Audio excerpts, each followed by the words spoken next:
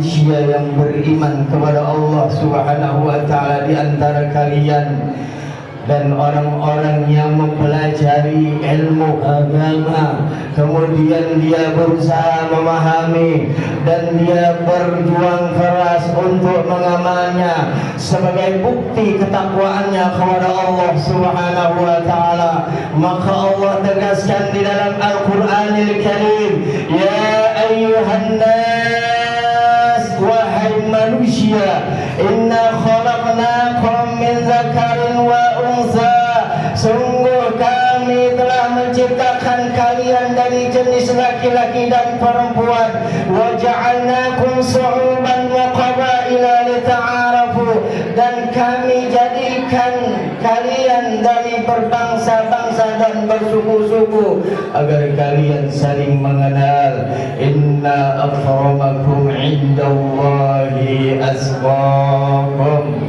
sungguh yang paling mulia di sisi Allah Subhanahu wa taala adalah kalian yang paling bertakwa di hadapan aku, kata Allah Subhanahu wa taala. Wa an Abi Hurairah radhiyallahu taala anhu annahu qala,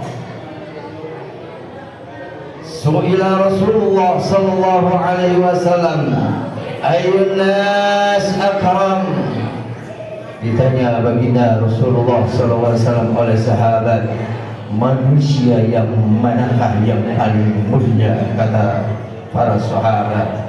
Qala Rasulullah SAW, bersabda baginda Nabi besar Muhammad SAW, akramuhum indallahi atqahum, rawahul Imam Al-Bukhari, mereka adalah yang paling mulia di sisi Allah Subhanahu wa taala adalah yang paling bertakwa di hadapan Allah Subhanahu wa taala.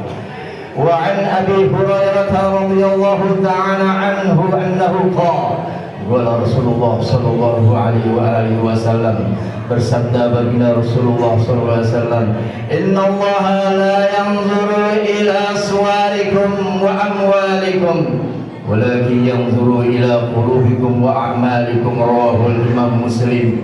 Sungguh kata baginda Nabi Muhammad SAW, sesungguhnya Allah Subhanahu wa taala tidak akan memandang kepada rupa-rupa kamu, warna kulit kamu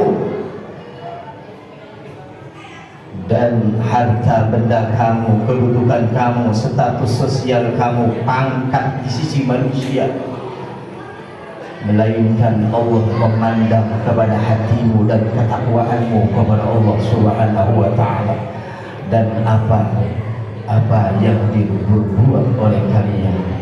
Wa an Abi Dzar Al-Ghifari radhiyallahu taala anhu annahu qala, dari sahabat Abi Dzar Al-Ghifari radhiyallahu taala anhu bahwasanya beliau berkata, anna Nabi sallallahu alaihi wa alihi wasallam qala lahu, bahwasanya baginda Nabi besar Muhammad SAW bersabda kepada Sayyidina Abi Dzar, unzur, perhatikan olehmu ya Abi Dzar, fa innaka laisa bi khalin, maka sungguh engkau tidak lebih baik min ahmar wala aswada, dari orang yang berkulit merah maupun orang yang berkulit hitam dan lain-lain, illa kecuali an tafaddalahu bil taqwa, engkau mengungguli ketakwaannya dari dia di sisi Allah Subhanahu wa taala. Rawahul Imam Ahmad.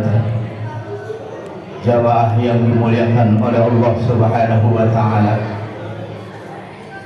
akan tetapi apabila bangsa manusia yang sudah dimuliakan oleh Allah Subhanahu wa taala, dia tidak beriman kepada Allah Subhanahu wa taala, dia memingkari Allah dan Rasulnya, bahkan mendustakan ayat-ayat Allah Subhanahu wa taala, maka derajatnya jatuh kepada lebih rendah daripada hewan ternak.